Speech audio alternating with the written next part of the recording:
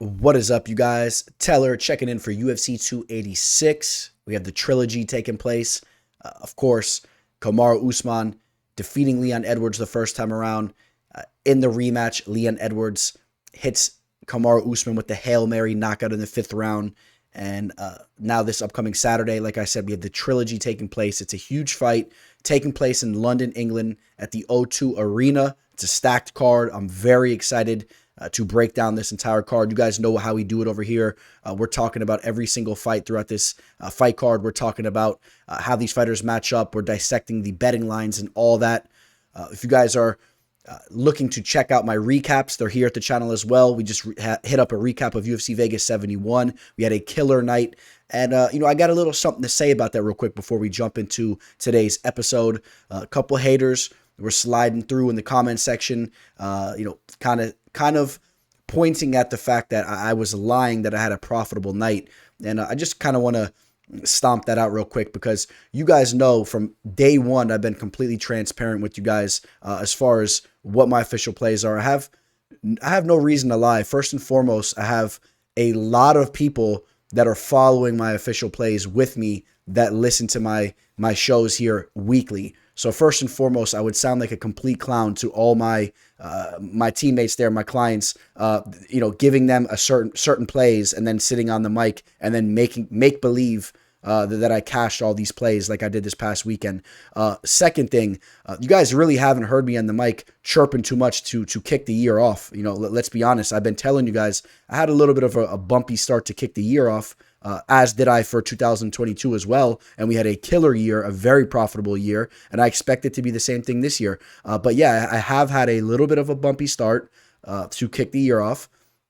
Hence the reason why I'm not on the mic screaming another profitable night every single time. But let me tell you guys something. When I do have another profitable night, like I did for the last 2 fight cards for UFC 285 and for UFC Vegas 71, we've been putting in some solid work. I'm going to sit here on the mic and I'm going to tell you guys about it.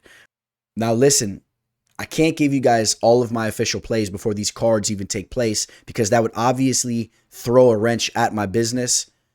But I hope that you guys appreciate and see these free official plays coming your guys' way videos that I've been doing as of recently. I threw 3 of them at your guys' way already. All 3 of them have cashed. Unfortunately, I didn't get one out to you guys last week, and I'm very disappointed I didn't get time to make that video for you because the free official play I was going to give you guys was my Alexander Volkov play. For those of you guys that have been following me on IG or caught my recap for UFC Vegas 71 or even watched my prediction video for the card, you guys know that I was extremely confident in that pick and that play, and grabbing him at plus 130 was just a very solid line. And, I know that I was giving you guys some favorites as of recently, not big time favorites, but minus 170 type lines. And I did want to give you guys an underdog free play. And unfortunately, I didn't get that video out to you guys last week. But I'm not going to promise you that I'm going to have a free play every single week, but I'm going to get a lot of them out to you guys throughout the weeks. Not every week, but continuously they will be getting pumped out, and we will throw some underdogs your guys' ways, and we'll throw all types of stuff. So just wanted to get that out the way. And for all you guys that were in the comment section supporting and just showing love, I want to spread love and send love back your guys' way. I appreciate you guys a lot. Maybe you guys don't all realize this, but I do put a lot of time into what's going on behind the scenes here, and to breaking down fight tape, and to this whole thing that I got going on over here. I put a lot more time than probably some of you guys realize. I'll tell you that. So now that we got that out the way, let's go slide over to UFC 286 and let's go talk some fights. Welcome to the show. This is the MMA fortune teller. Yeah.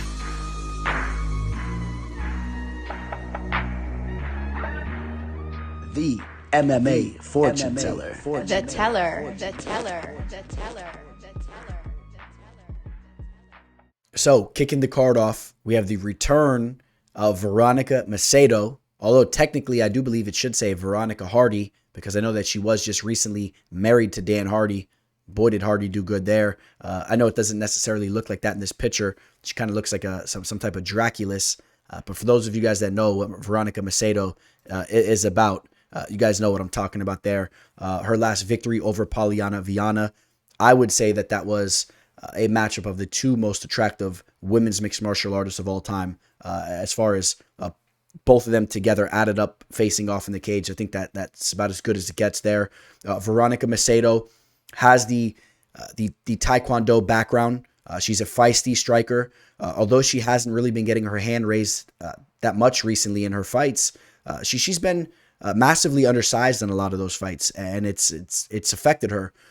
She needs to work on her grappling. We talked about the armbar that she just pulled off against Polyana Viana, so it's nice to see her working on her jiu-jitsu, but I would say that her striking is her strong suit, and she is vulnerable to being controlled down in the mat. We saw that recently against Bea Malecki. Bea Malecki is a fighter that I'm not really that high on, and Bea Malecki was just continuously walking her down and eventually kind of broke her down on the mat. That could be a big problem with a girl like Miller. We know that her jiu-jitsu is her strong suit. I'm actually very high on her jiu-jitsu. She doesn't have a lot of MMA pro experience, but she's seasoned up as far as the grappling experience and just facing off in competition. We know that she just worked her way through the Ultimate Fighter, like I said, and she won the show. I was very impressed with her fight against Brogan Walker, where she won the Ultimate Fighter. In that fight, I like the tenacity that she brought as well. After she submitted Brogan, getting up, hitting her with the DX suck it as she jumped up off her. But seriously, her jiu-jitsu is solid. It's nasty here, and I think that it can give Macedo a lot of problems on the feet. Miller has kind of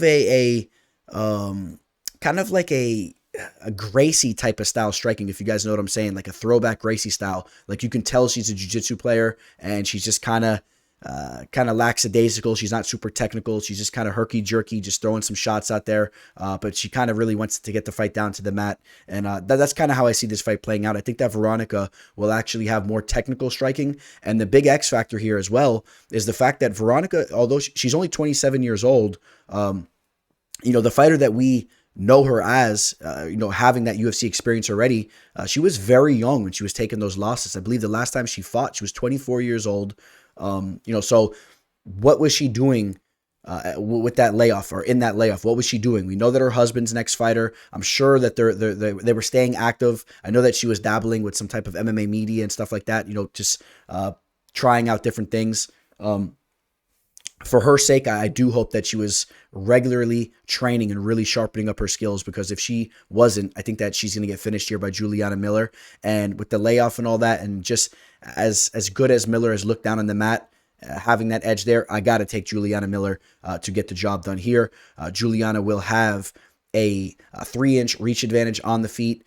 Nothing new for Veronica. She has good footwork. She'll try to close the distance. I could see Veronica tagging Miller up on the feet, landing some good shots as long as that plays out. But as this fight gets ugly and scrappy, I think that Juliana maybe gets that submission or dominates down in the mat. I got to lean that way. So as we take a look over on Bovada.lv and take a look at the live betting line, we see that Juliana Miller is a -400 favorite, a 4-1 favorite here with the comeback on Veronica Macedo at +315.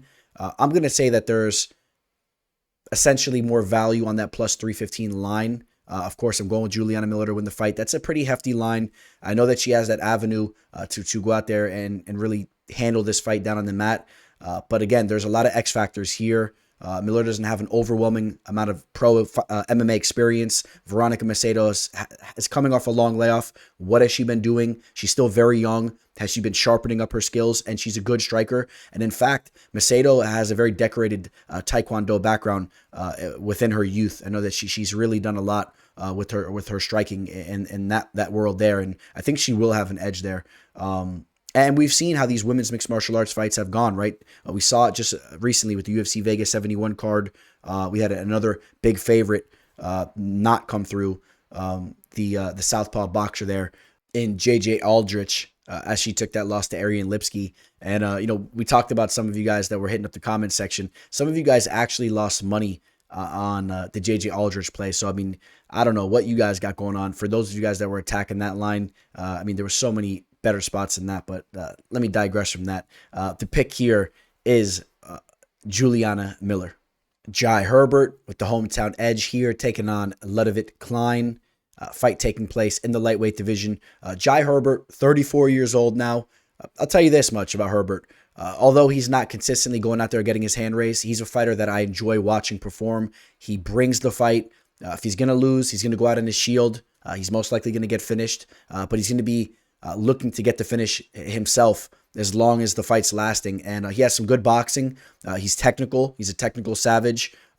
Does have some defensive flaws at times, does get hit with some big shots, and that could be an issue here against a fighter like Ľudovít Klein. We do know that Ľudovít Klein does possess some serious power. We've seen him go out there and get some big-time knockouts as of recently. But that being said, it's still very hard for me to forget the Mike Trizano fight. That was a fight that he really struggled in, lost a decision there. He was a big favorite. Herbert, a little bit of a different stylistic matchup than a Trizano. We talked about the fact that Herbert is just really going in there to kill or be killed, and I think that does help Ľudovít here a little bit more so than a fighter that can kind of just try to pressure him and grapple a little bit, change levels and mix things up, kind of keep him on his heels like Trizano did. But that being said, I think that Herbert has a couple things going for him here. That this has to be the biggest fight of his career. He's coming off a win over Kyle Nelson, so he has a little bit of confidence. In fact, he's won 2 of his last 3, although, in the losses that he's taken, yes, we talked about the fact he does go out on the shield, but he was knocked out by Ilia Topuria, one of the best in the division. He was submitted by Renato Moicano. We know how good Moicano is, and he was knocked out against Francisco Trinaldo, the true veteran of the game. But that was a war. That was his UFC debut, and that was a fight that he almost won. There was a lot of back and forth action there. The victory over Kamaru was the other victory within his last 3 fights. Knocked Kama out there.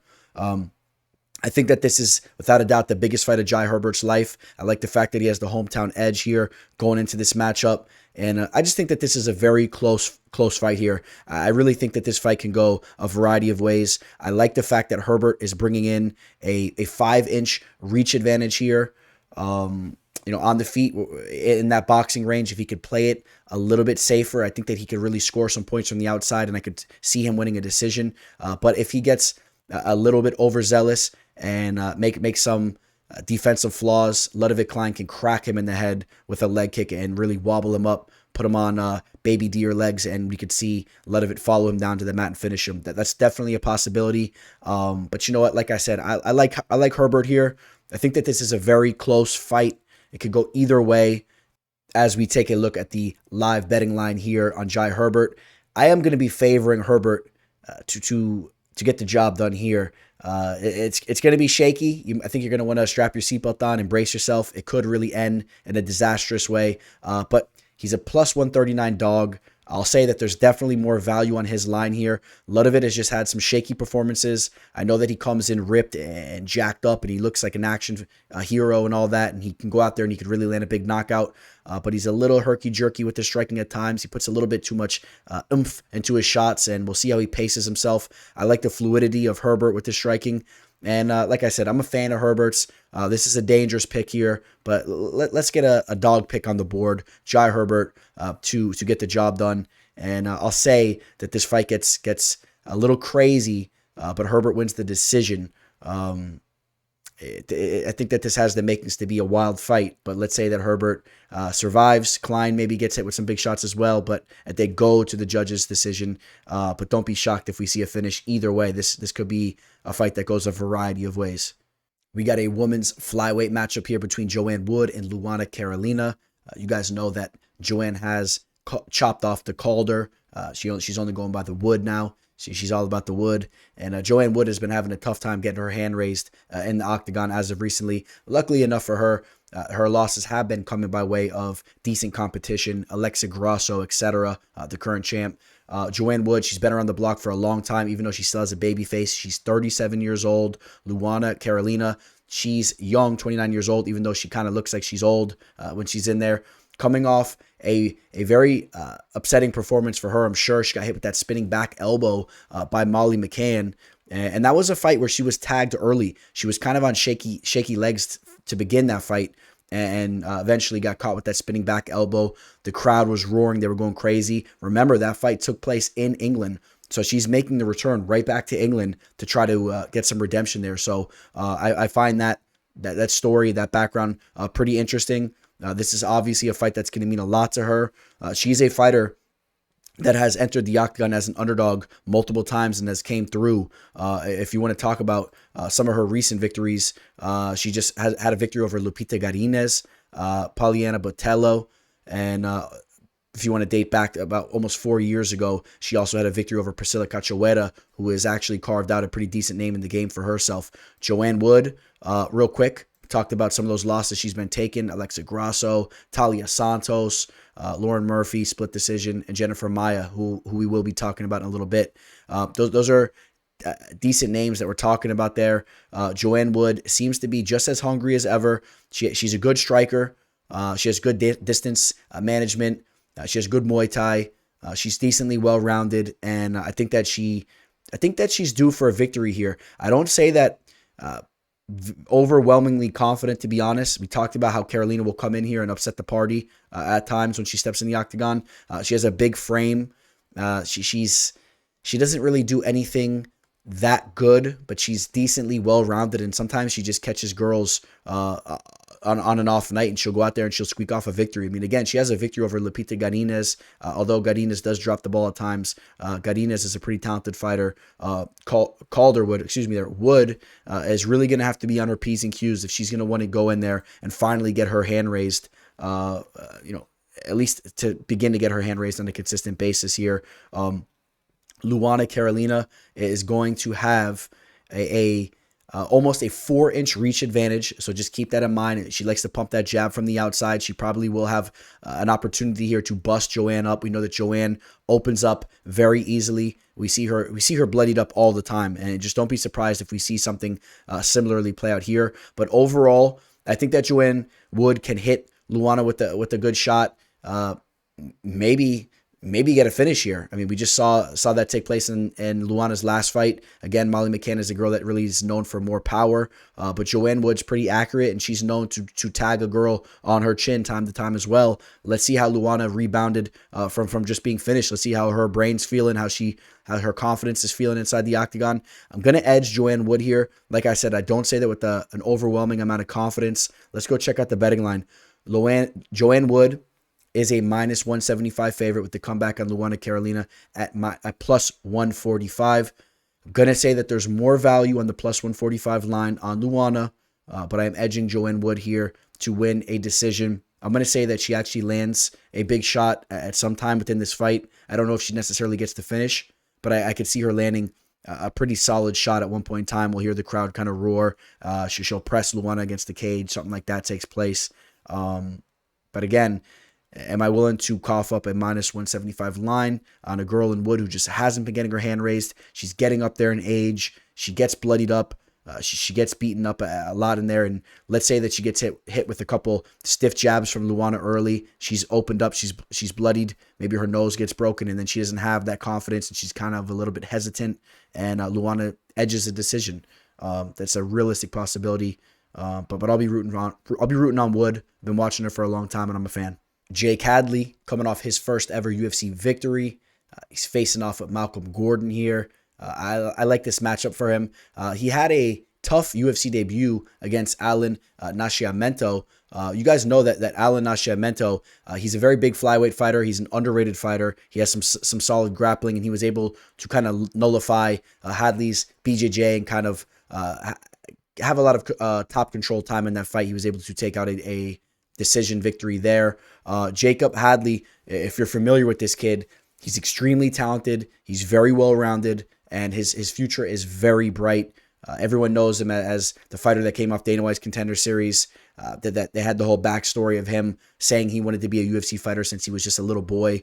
It's great to see that his dreams have came true. I'm sure a lot of us that are listening to this right now, you guys can relate to stuff like that. You know, a lot of us wanted to make the walk to the octagon one day. Obviously, not a lot of us got to do that, but it's cool to see a kid live out his dreams.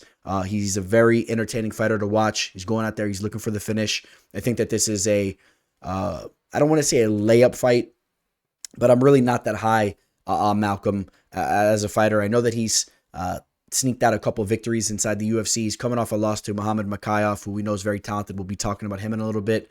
But I just think that this is a bad stylistic matchup for Malcolm. I don't think that Malcolm's going to be able to use his size or anything like that to hold Hadley down. And if you're going to go skill for skill with a guy like Hadley, I think that Hadley's going to be on another level. I think Hadley will be able to hold his own in the feet as well. He'll be the better striker here.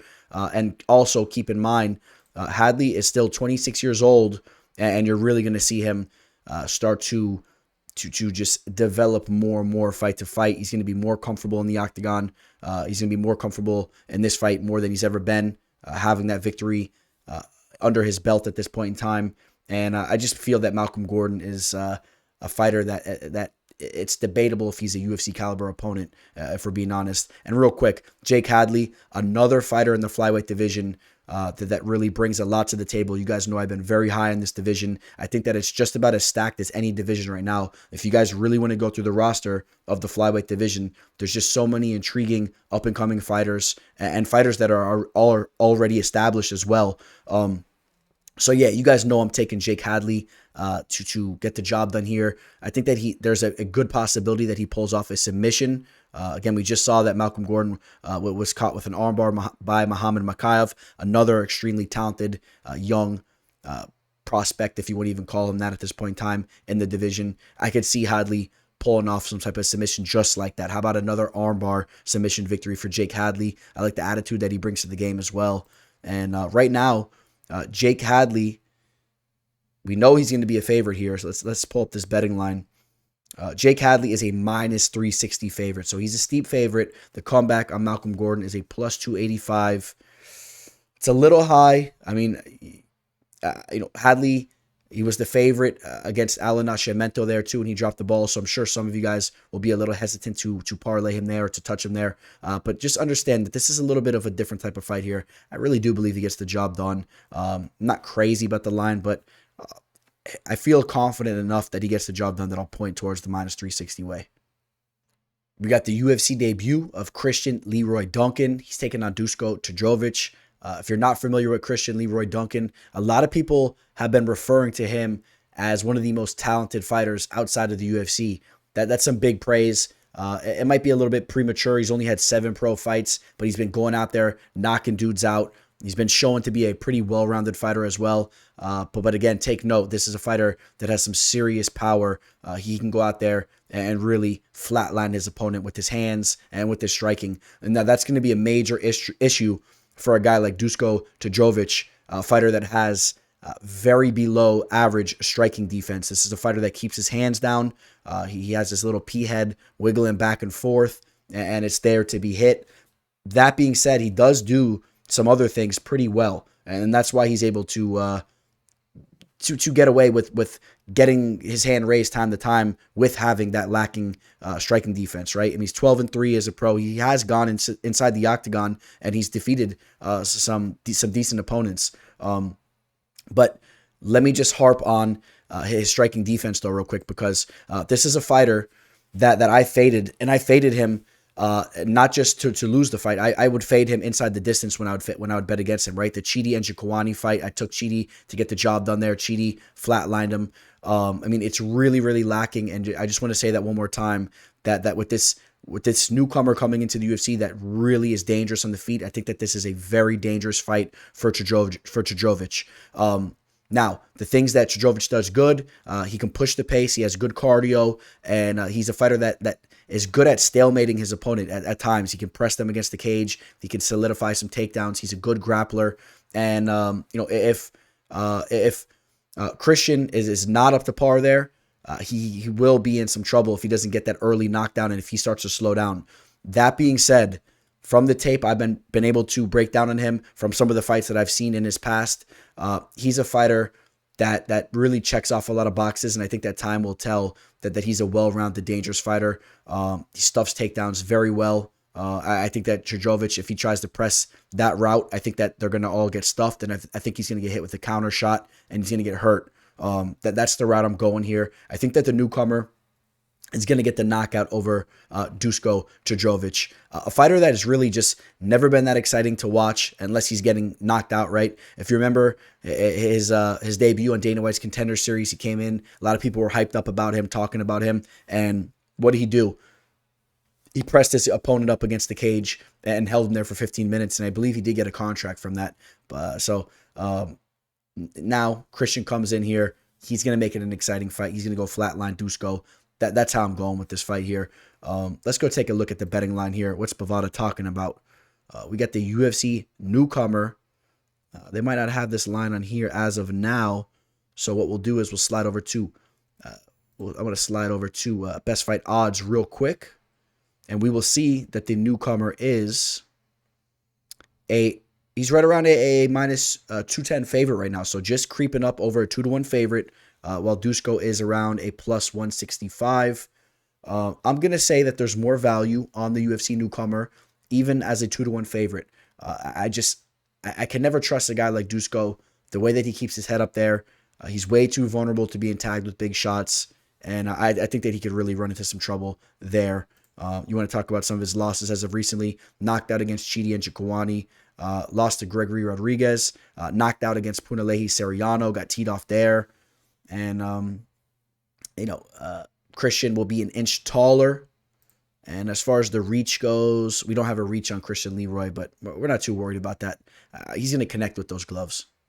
We got the young 22-year-old stud, Muhammad Mokaev, fighting in his home country once again. He's taking on Jafel Filho. Jafel coming off a big knockout victory on Dana White's Contender Series. I think that he's bringing in some real danger into this fight with Mokaev. He's coming in under the radar. He's like a B-12 stealth bomber here. Maybe that's a little bit of an exaggeration, but just in the sense that I think some people don't really know what Jafel is about. He's a well-rounded, dangerous fighter. He's coming in much more mature here. He does have, in fact, double the amount of pro experience. Out of his 14 pro wins, 8 via submission, 5 via knockout, only 1 going to a decision. So he's a fighter that has shown that he can go out there and get a finish. And I think that that's a little bit more of a likely way that Mokaev is going to taste a defeat for the first time. I think that he eventually will get caught with something because he's a very talented fighter. And if the fight goes to a decision, he's a fighter that can rely on his grappling. He does some things very well. And, a guy like Jafel coming in here with a couple edges over the young buck. That being said, Muhammad Mokaev is an absolute stud. He's a very well-rounded fighter. We saw him in his UFC debut, land a flying knee knockout. We've seen him go in there, stifle guys with his grappling and his wrestling. We saw him just do that to Charles Johnson. In retrospect, and that was a fight that took place in England, that performance really wasn't overly impressive when you think about it. Johnson, he's a good fighter, but Muhammad really was struggling for takedowns throughout that fight. He played it safe, and his stock dropped a little bit, in my opinion.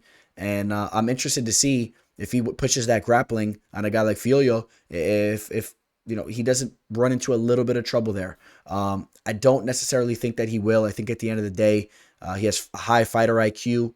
We're talking about a fighter that's been training mixed martial arts from an extremely young age. He's a fighter that has been groomed to be a UFC champion from the very beginning.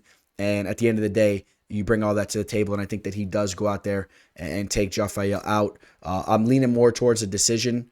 But I just wanted to give you guys some insight on Jafel if you guys didn't know, because he's a fighter that I do think will hang around in the UFC. How about that? I think he'll take this loss, but I think that he will hang around in the UFC. And once again, we're just talking about another addition to the division, another addition to the flyweight division. Time will tell, but we'll see how that goes. Is there anything else to talk about here?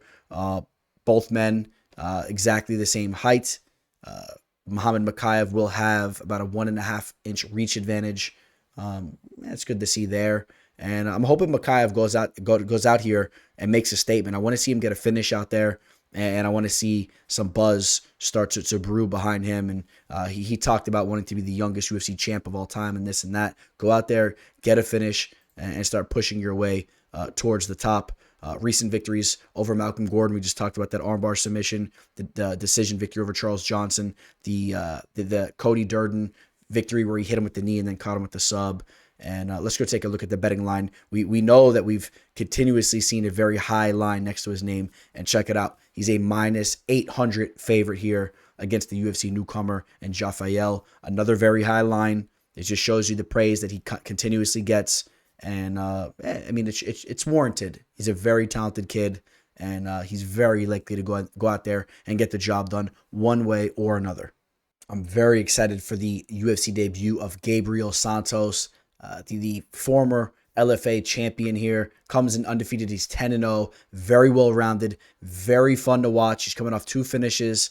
As of recently, his last 2 fights, he finished the fight. And you want to talk about not his last fight, but the fight before that. You want to talk about an exciting match. Go pull up the tape on YouTube. It was his match against Marcio Barbosa. What an absolute war. Back and forth action. He actually went through some adversity in that fight. As the second round kicked off, he goes out there, lands a head kick knockout. The kid's very well-rounded. He has very good jiu-jitsu. He's a nasty striker. He's only 26 years old. And in my opinion, he has a very promising career moving forward. Now, this is a very tough UFC debut, if you ask me. Lerone Murphy, he's a fighter that has shown that he is very talented and he's a very technical striker. He has great boxing, but we all figured out very quickly when he bursted on the scene in the UFC, he's not just some boxer. This is a very well-rounded fighter. This is a fighter that's extremely hard to hold down or take down. Great takedown defense. Even if you get his butt to touch the mat, he's jumping right back up. And his boxing is very sharp. He's a fighter that will flatline you. He will put you out. But one thing we got to talk about though, Murphy coming off about a year and a half layoff, so he hasn't been that active. Coming off that knockout against Makwan Amirkhani, how is he going to look coming off the layoff? I mean, looks to be in phenomenal shape, and then that fight that I just talked about before of the UFC newcomer Gabriel Santos, that fight we talked about that you could pull up on YouTube. We talked about the adversity that he felt early in that fight. That was a little bit of a red flag because he was a little bit too willing to trade and to put his offense out, and he was kind of lacking with his defense at times, and he paid for it. He got dropped. He got sat down. Yeah, he's young. He has a nice fresh chin. He could take those shots, and he could rebound and go back out there and then get his redemption within the same fight. But you got to be careful kind of having that fighting style when you're facing off with guys like Leroy Murphy, a veteran now, a 31-year-old guy, a mature fighter that knows how to go out there and finish his opponent. That could be a problem if you ask me. I think that Murphy is a fighter that can really make you pay and go out there and have the crowd roaring in his home country after he knocks you out and gives a young buck his first L. I mean, that's a very likely possibility. Now, that being said, I want to just say one more time, this kid is very well-rounded. I like the head kicks that he throws. I like his jiu-jitsu. And this is a kid that we're going to see look better and better every fight. You guys know I always say that because it's very true. When you're talking about fighters going from 23, 24, 25, 26, right in that range, into their next fights, you see a lot of growth. And Gabriel Santos is a fighter that has been much more active. Let's talk about that real quick too. Coming off those two finishes that he's just had, those fights have just taken place. One fight just took place just weeks ago. All right, so he's comfortable fighting in the cage right now while Murphy's coming off about a year and a half layoff. That all being said, I got to go with Murphy here. Brings in the slight reach advantage. I love his boxing. And I think that Gabriel may be able to make this a little bit of a war. But I think at the end of the day that Murphy's going to land those big shots, those sharp shots. He's very technical. Watch the beautiful footwork, the quick footwork, and the boxing. And I think that Murphy will get the job done here. He's still undefeated, right? Out of his 11 victories, 7 via knockout. This is a fighter that tends to get the job done inside the distance. Maybe take a look at that a little bit. And we'll take a look at that betting line where you will see that Murphy is a minus 155 favorite right now. So really, they're giving this UFC newcomer some respect, if you ask me, as a plus 135. He's much younger in his UFC debut. Murphy's a proven fighter at this point in time. So you see that the line is pretty close. That just shows you the respect that people have for Santos. Do I want to say that there's more value on a minus 155 line? This is a close one. This is really a hard one to call. It's a very accurate line, if you ask me, a very accurate line. I like this kid, Gabriel Santos. Let's see if he refines some things defensively and can go out there and really make a statement and get a UFC debut victory over a guy like Leroy Murphy. That would be really something, if you ask me. Two UFC newcomers facing off here. Of course, Sam Patterson coming off Dana White's Contender Series last season, taking on Yanal Ashmoz, who just is coming out of left field, fighting out of Israel, 6-0. He's undefeated. Back to Sam Patterson. Sam Patterson, you guys all remember him as the fighter that was just extremely tall for his weight class, right? Fighting in the lightweight division. He is about 6'3", has a 78-inch wingspan for the lightweight division. That is very large, very long. And as far as his skill set goes, Sam Patterson, he started off that fight on Dana White's Contender Series pretty slow, if you ask me, but really started to pick things up. He's pretty technical with his boxing, and really his overall game. His ground game looked pretty good as well. The thing I liked about him in that fight, though, once again, is that he really started to pick things up as time went on in the fight and really started to put it on his opponent, where he actually got that submission victory over Vinicius Sensi. I believe it was in the second round. He pulled off that rear naked choke. Now his opponent, Yanal Ashmoz, this guy, man, he just had a fight over in PFL. I don't know. I mean, he's a traditional martial artist. When you watch tape on him, I'm sorry, it's pretty bad if you ask me, right? He fought on that PFL Challengers fight card, and the way that he throws his kicks, I mean, yeah, it looks pretty good here. He's throwing all these wild types of kicks and whatnot. But when you're watching him inside of a cage in a mixed martial arts fight, the way he throws his leg kicks, it's so weird. He's like pigeon-toed. They're like pointed in, and he just kind of like flicks them out. He just doesn't really seem to have much of an athletic bone in his body, which is really going to sound so funny because I just put a video up of him doing backflips and all that. So obviously he is athletic, but he's just like, I don't know how to explain it, man. It's hard for me to find the words to try to explain it. You guys got to pull up his last fight, and I think you guys will kind of understand what I'm talking about, where he defeated Dennis Hughes. He's like stiff, and he's weird the way that he fights. I think that Sam Patterson's going to be a lot more fluid in this matchup. That to go along with a big-time reach advantage. We don't have a reach here for Yanal, but Sam Patterson's going to have that reach advantage. He's a solid grappler, like I said. He's shown to have some submission skills as well. And in my opinion, I'm not buying in on Yanal whatsoever, whereas Sam Patterson definitely needs to refine some things. But he showed me enough that I'm definitely willing to say that he gets the job done here and probably goes out here and gets a finish. I'll say he goes out here and gets a finish. I'm just not that impressed with what I've seen from Yanal, the strength of competition and all that. So let's see what we're talking about as far as the betting line goes. And don't think that this line will be uploaded to Bovada just yet. But we'll pull it up here on Best Fight Odds, and we'll see that Patterson is going to be, we know he's a favorite. He's going to be a minus 275 to like a minus 295 favorite right now, somewhere in that range, even as high as a minus 320 on some books.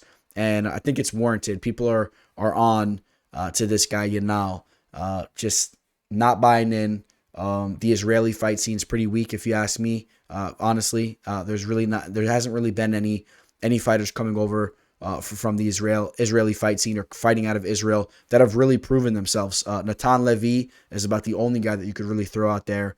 And all the other guys we've seen thrown in the hat, that they've all swung and missed, and I think we're going to see another swing and miss here. If I'm being honest, just the fight scene over there really hasn't picked up. You're seeing more of that traditional martial arts type of style come in, and I don't think that plays as well into the fight game. We all know that. I'll take a guy that has a real strong Brazilian Jiu-Jitsu base or a real strong wrestling base, even a boxing base, more so than some of these mixed type of traditional martial arts, which I'm sure Yanal has his Brazilian Jiu-Jitsu black belt and all that too, but I'm sure he has his what's that called? What were they?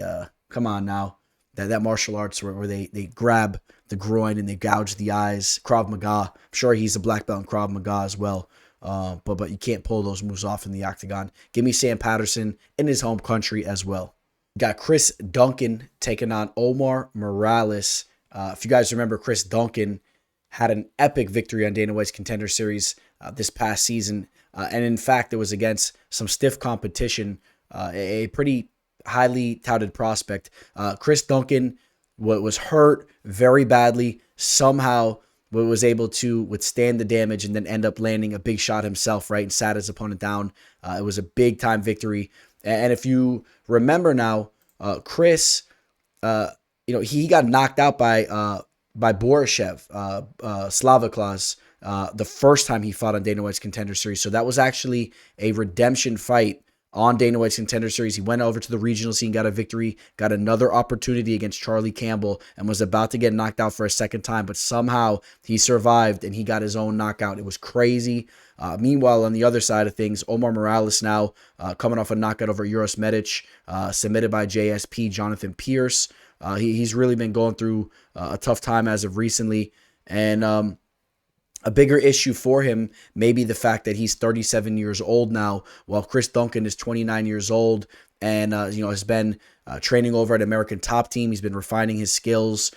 Definitely has some issues with his striking defense. I think that is clear, right? I mean, this guy has been getting hit with these big shots on these big in these big fights that we're watching, right? He continuously gets dropped or gets hit with these big shots. He has to be working on that. I love the confidence that he brings to the table. But if he's not technically sound, a guy like Omar Morales can make you pay in the feet. He has some big time power in his hands. He's a very technically sound striker, and I think that he has the potential to lay Duncan out. That being said, I think Duncan has the potential to lay him out as well. We just saw Morales knocked out. I'm going to take the younger fighter here and Duncan, the younger fighter that is going to be extremely motivated for his UFC debut here, while Morales, maybe he's taking it for granted. Morales has had a number of UFC fights already up until this point in time, and Father Time's chasing him down. And I've been very torn. I actually was going to take Omar Morales to win this fight. I was going to take him via knockout, but I'm going to say that Duncan has been working on the striking defense and somehow avoids that big shot and does some other things well enough to get the job done here. He's a well-rounded fighter as well. Chris Duncan, he brings a couple of different things to the table. He's a good grappler. He's a tough kid, and he's 9-1. Not as much pro experience as Morales, but there's not really too much of a difference, right?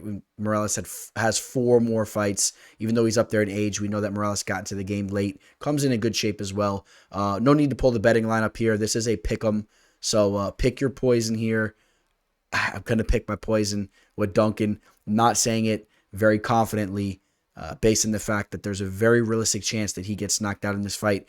Maybe you want to take a look at some of the unders here or some of the inside the distances, some of those types of prop bets, because we very well may see either one of these men put out flat. Jack Shore taking on Makwan Amirkhani. Jack Shore coming off his first ever loss as a pro. Currently ranked 15th still in the bantamweight division, but he just took that L against Ricky Simone. Got caught in a sub there. We know that Ricky is the real deal, so no real shame in losing to a fighter of that caliber. Makwan Amirkhani, a very fun fighter to have watched over the years. We know he has a nasty Darce choke. He's a wild fighter. He has some nasty sub skills. He's wild on the feet as well. But he's a fighter that is slowly getting up there in age as well. He's really been having a tough time getting his hand raised in the octagon as of recently.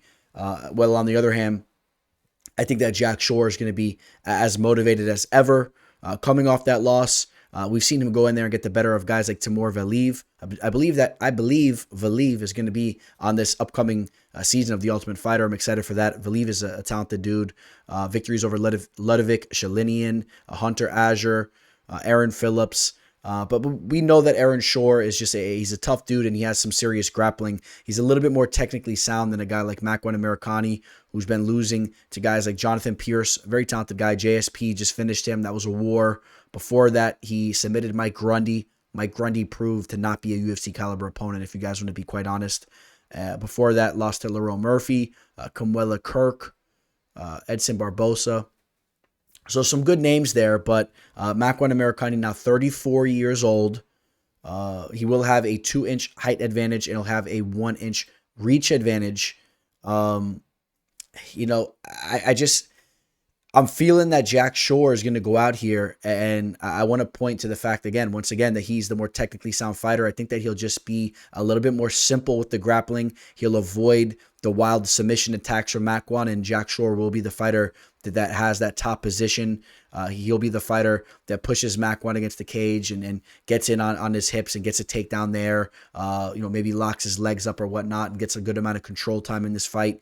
And pitter patters him up there. And I don't want to make light of it. I think that Jack Shore can do some really good things down in the mat, and I think that he'll control this fight. And I got to point towards his direction here. I'm taking Jack Shore to rebound with a big victory over a guy like Makwan, who has had some big performances over there on that side of the world. We've seen him go out there and really pull off some nasty finishes. And I think that's what Makwan will look to do. I think Makwan will throw the kitchen sink at Shore, but I think that Shore will stay grounded and he'll get the job done here. So, yeah, I am taking Jack Shore to win this fight.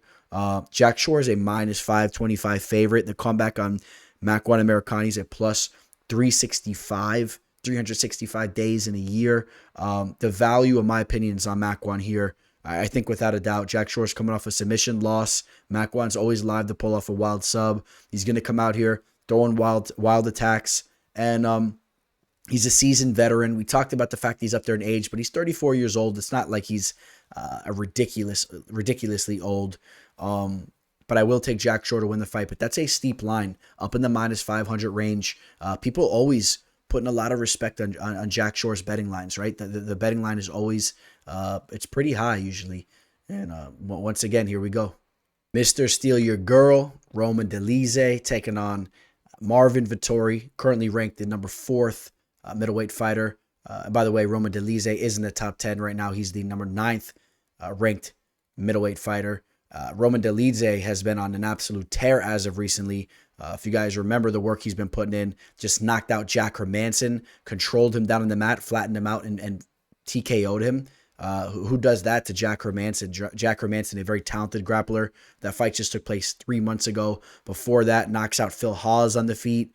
Before that, knocks out Kyle Dawkins. That Kyle Dawkins knockout was really when he started to let people know what he's about. That's when he picked up this recent momentum, in my opinion. Before that, he just had a decision victory over Loreno Staropoli. So this new version that we've seen from Dolidze, I think it started in the Dawkins fight. Before that, he had a loss to Trevin Giles in a very close fight. Seemed to be breathing heavily towards the middle of that fight. So he has reinvented himself. Marvin Vettori coming off a loss against Robert Whittaker, one of the best middleweights in the world. Before that, Style Don Costa. And then you guys know before that he had the loss to Israel Adesanya. Marvin Vettori, he's really the definition of a gatekeeper, in my opinion, a guy that will never hold the title in the middleweight division, but a guy that's really, really good and will take out so many fighters that try to make their way towards the top. He's just very well-rounded, great cardio. He's a good wrestler. He's a good wrestler. I'm not saying he's a great wrestler. He's a good wrestler. He's a good striker. He mixes it all up very, very well. That's probably what he does best. He mixes everything up very good. And in the meantime, Roman Dolidze hits like a truck, hits like a Mack truck. He can wrestle as well. He can grapple as well, as we know. The way that he took out Jack Hermanson, it was almost like vintage Luke Rockhold. The long frame, the jiu-jitsu working good, very heavy top pressure. And I've been back and forth on who I'm going to pick here, but I'm going to get to the betting line in a second because I think the betting line is very much off. This fight should be much closer, if you ask me. Roman Dolidze is very live to get the job done here, and he's coming in as a pretty big underdog. Marvin Vettori is a current minus 290 favorite over on Bovada.lv. I think that's pretty crazy, if you ask me. A minus 290 favorite. Meanwhile, the comeback on Roman Dolidze is a plus 230. I think that line should look a little bit more like maybe a Marvin Vettori minus 175 line with Roman Dolidze obviously not being at plus 230. So a little surprised to see that. But at the end of the day, I think that it's Marvin Vettori's cardio and mixing things up well enough and avoiding that early danger and just pushing the pace late. And I think he'll look to do some similar things to what Trevin Giles did in that fight there. And Marvin is a very cerebral fighter, high fighter IQ.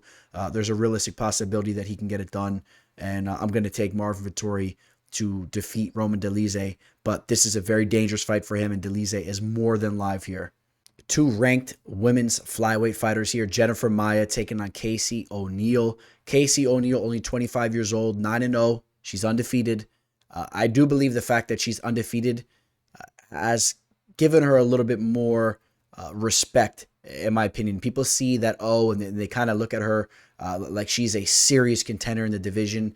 I mean, I don't know. Maybe I'm being a little bit harsh on her, but I haven't been overly impressed with her performances. Come to think about it, she just squeaked by and got a split decision victory over Roxanne Modafferi in a fight where she was kind of tagged up a bit. She's a well-rounded fighter. Jennifer Maia has made a living being an underdog. She has won multiple fights as a dog. She's a fighter that has really worked on her boxing and her striking overall. Over the past couple of years, we know that she has the grappling background. She's a tough wrestler. She has good jiu-jitsu. She can get on top of you. She can definitely do some work down there as well. This is a fight that really intrigues me. I'm really curious to see how Casey rises to the occasion. She's a very confident girl. Casey O'Neill, she goes by the nickname King Casey. You always got to find that interesting when there's a girl with the nickname of King instead of Queen. You got to wonder the route she was going there. She has a pretty decent jab. The background on Casey is that, she got into the sport of mixed martial arts very early. I believe that her father was involved in the sport and got her intertwined in the sport very early. So that's always a good thing. You guys know that I'm very high on fighters that got into the game early. But I think this is a very dangerous fight for her.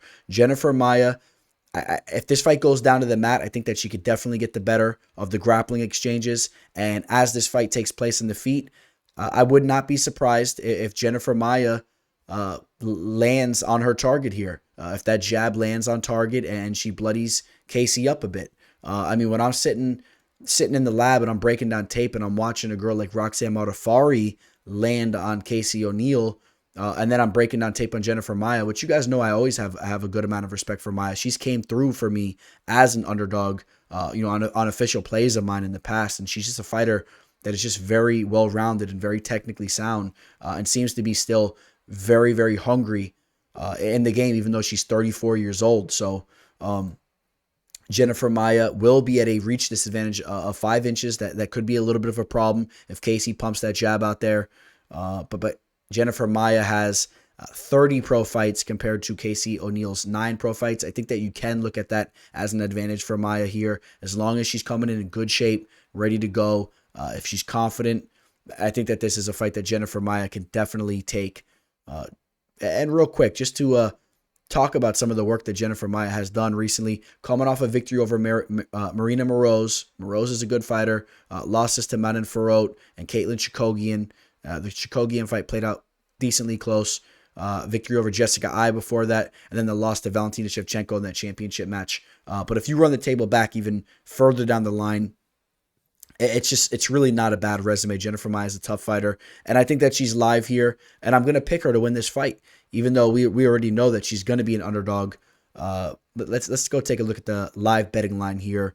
We're going to see that Jennifer Maia is a plus 146 underdog with the comeback on Casey O'Neill at minus 175.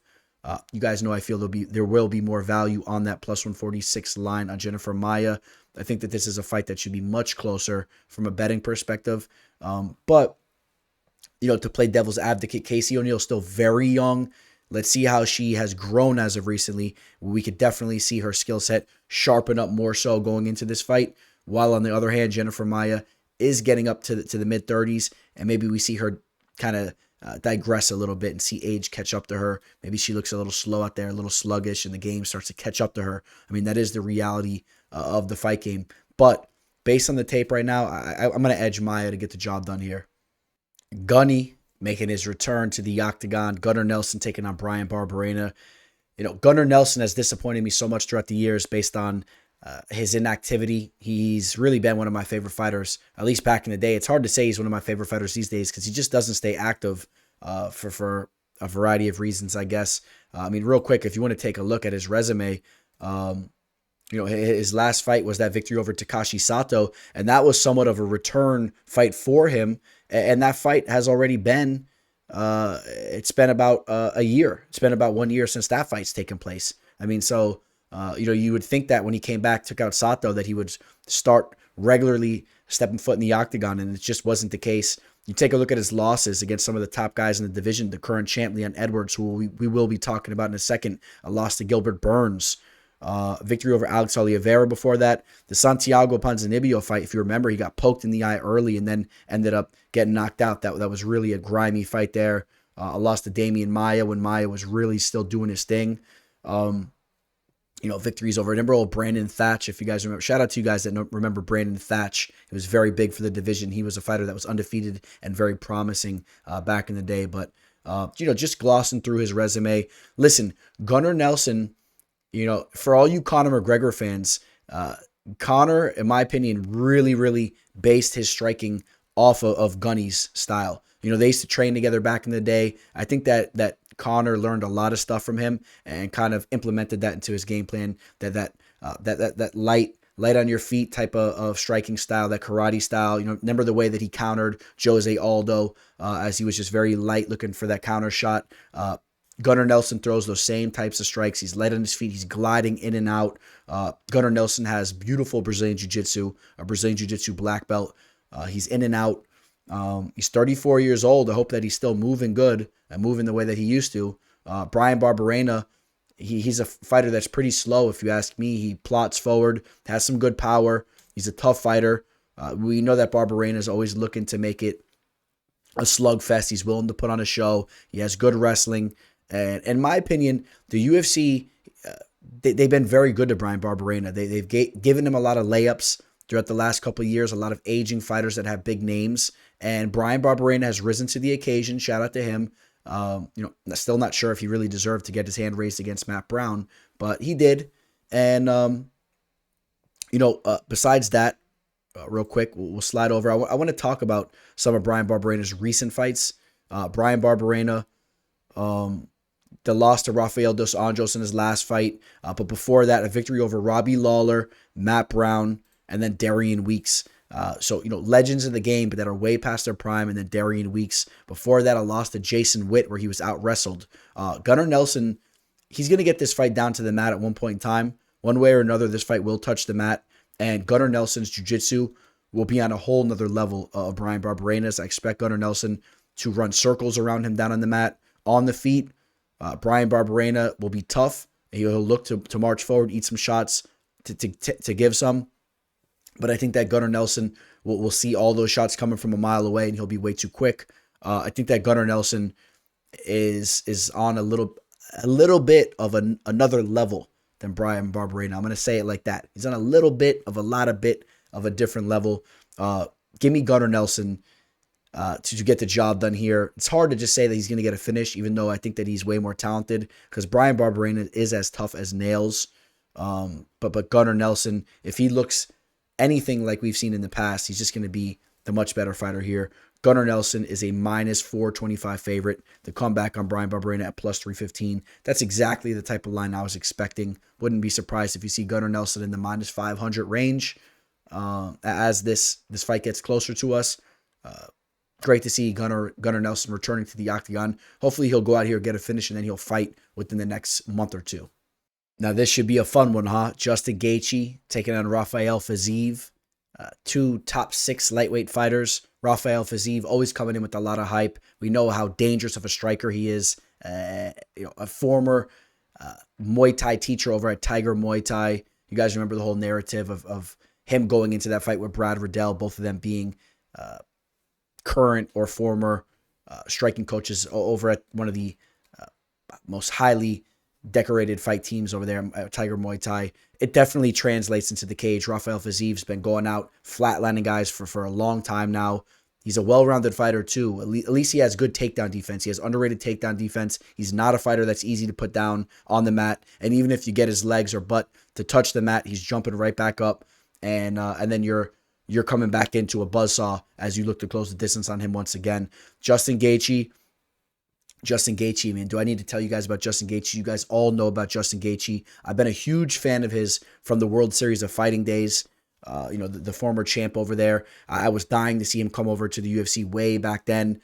I'm talking about way back before he ever even came over to the UFC, and he just kept putting on entertaining fight after entertaining fight, eventually getting that UFC debut against Michael Johnson. And what do you know? One of the most epic fights that we've ever seen in the octagon. Nothing but respect Gaethje's way. I love the fact that over the past couple of years, his boxing has actually been more refined. He's been more disciplined. I mean, you think about some of the performances he's had as of recently. The victory over Michael Chandler and Tony Ferguson. His boxing looked very sharp. Now, you can kind of put a little bit of an asterisk against both those guys' names, or next to both those guys' names. Tony Ferguson, we know he fell off a cliff.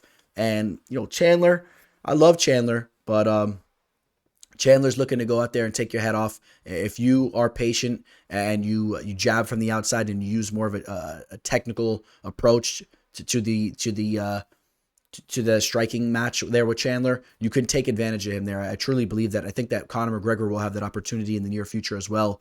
But I still do want to give credit towards Gaethje's way. Not the biggest fan of how he kind of has flaked out in some of the big fights as of recently, right? When you think about his fight against Khabib, I know it was Khabib, but the way he just fizzled in there, the way he fizzled against Charles Oliveira, kind of smelling something similar here, if I'm being honest with you guys. I think that this is another big fight. He's getting up there in age, is Gaethje. I think he's 34 years old now, and he knows this is pretty much a must-win for his career. And I just don't have much faith in him showing up at this stage of the game in these big fights. I know he has shown up a lot in the past. We talked about that UFC debut fight, but that was against Michael Johnson. Rafael Fiziev is a buzzsaw, like I said, and I could easily see Gaethje walking into a big shot here. Fiziev, 30 years old, cruising into the prime of his career. Now, Gaethje will have a 3-inch reach advantage here. Not a 3-inch reach advantage. He will have a 1.5-inch disadvantage. He's 3 inches taller. So even though he's taller, Fiziev has that nice reach for his frame. And, there's a lot of signs pointing towards Fiziev's way, in my opinion. Only 13 pro fights, but it's good. Doesn't have a lot of mileage on him. Gaethje has a ton of mileage on him, 27 pro fights.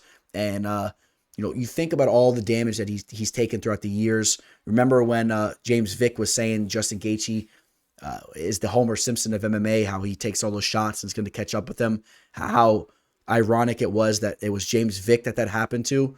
And although that hasn't really happened to Justin Gaethje, we don't see him going out there just getting knocked unconscious. It's more he kind of gets broken down. I do believe all the damage that he's taken throughout the years has affected him, and that has leaned me towards Rafael Fiziev's way here. Now, we'll talk about the betting line, because I'm not necessarily sure how I'm feeling about a -240 line next to Fiziev's name. I do have respect for Gaethje, and Gaethje may be able to keep this fight pretty close from a technical standpoint, although I obviously favor it towards Fiziev's way there. I mean, that's what he does. But Gaethje can do some things good with his boxing.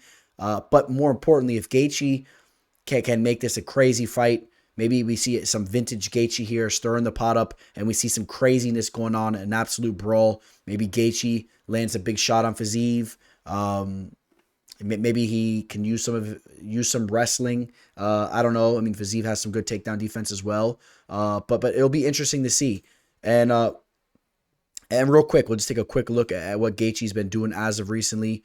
Victories over James Vick, the knockout Edson Barbosa, Donald Cerrone, Tony Ferguson, Michael Chandler. We talked about some of the losses.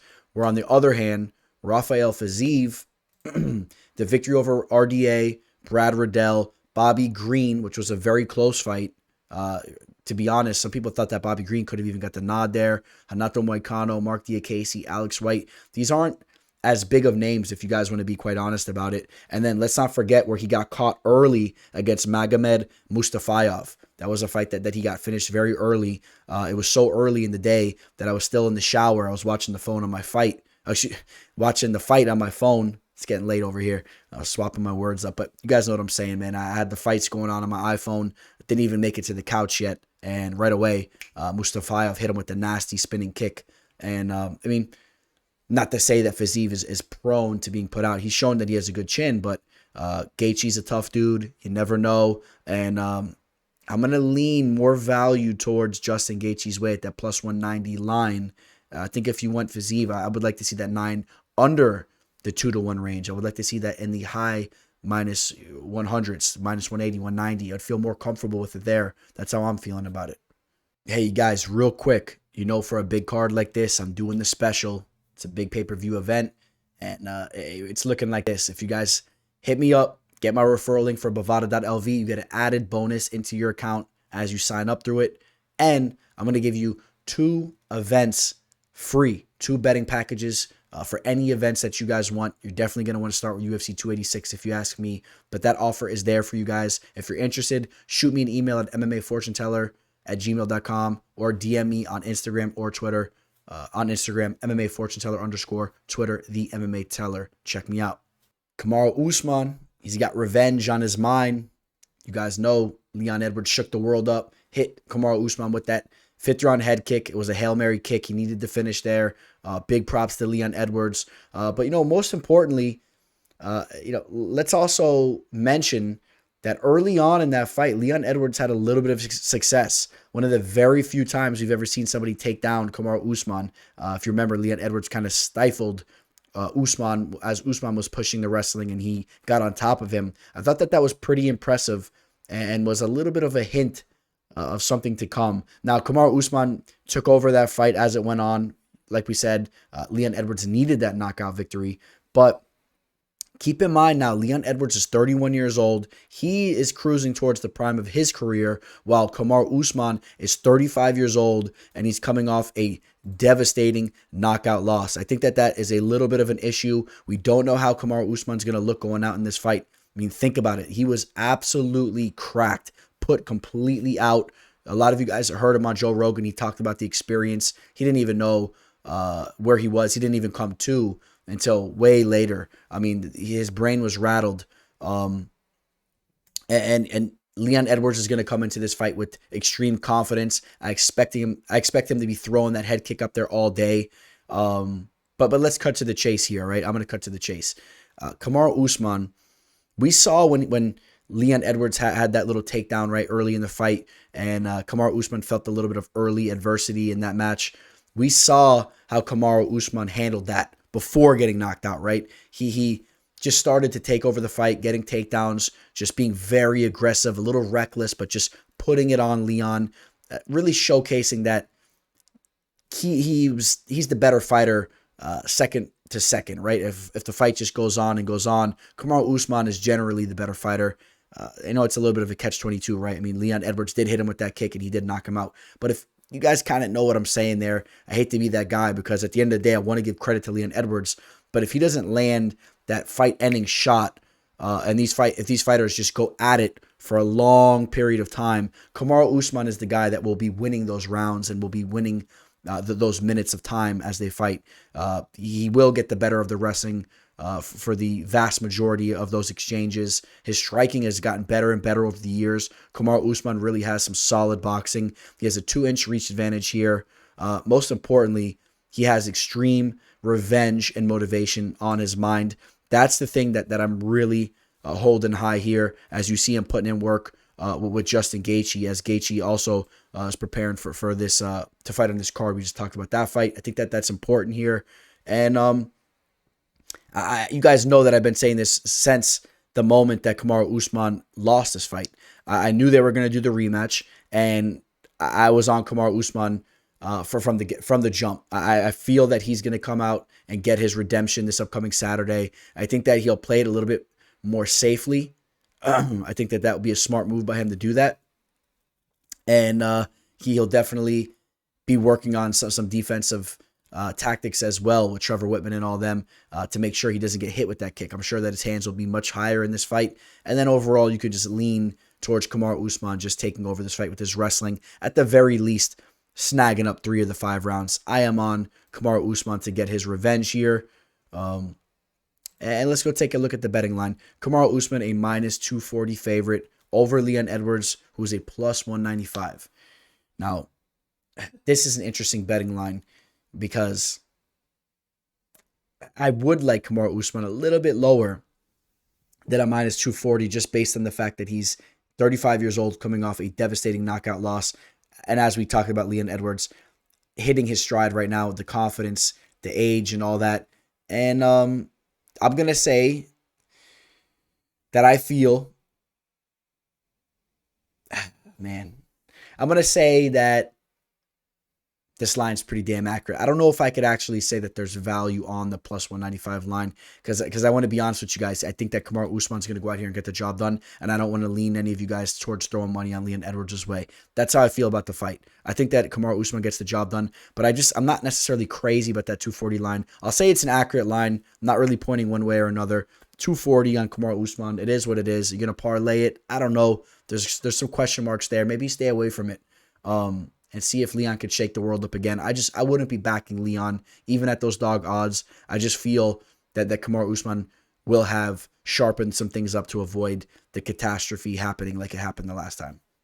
All right, guys, that's going to wrap up UFC 286. It's going to be a fun one. So make sure you guys are staying up to date with me on Instagram, Twitter. You guys know I'll be active all fight week, especially fight night, fight day. And make sure you're following me over at Instagram at MMA Fortune Teller _ on Twitter at the MMA Teller. Hope you're subscribed to my channel here. Hope you're liking the new content that I got coming your guys' way. And you guys know I got a free play coming your guys' way this week. So stay tuned for that as well. If this video, if I could hit 300 likes on this video, I'll throw that free play your guys' way. How about that? So get me to 300 likes by Wednesday, and I'll have a guarantee lock for you guys. How does that sound? All right, guys. I appreciate you guys so much for tuning in. That's what I'm going to leave you with here today. Shout out to all my supporters. You know, you guys always hear Joe Rogan talking about how you never check the comment section on social media. It's a bunch of degenerates out there, and you're only going to get negative vibes from it. Well, you guys know I can't do that because it's a little bit different. I'm not Joe Rogan with like, a million subscribers and millions of subscribers and followers and all that. Plus, I have a lot of love for a lot of you guys, and I love to communicate with you guys in the message board. So I would never want to do that. But you know what? I just want to say I appreciate all the support that I get from you guys. Of course, there's going to be those occasional haters, and it is what it is. I got thick skin anyway, so I get a little bit of a laugh about it, most of it. And but I just want to say I appreciate the supporters out there. It means a lot to me, and I hope you guys all have a killer weekend. I hope you guys make a bunch of money on this fight card. And, you guys take care of yourself. Signing out, Teller. Welcome to the show. This is the MMA Fortune Teller. Yeah.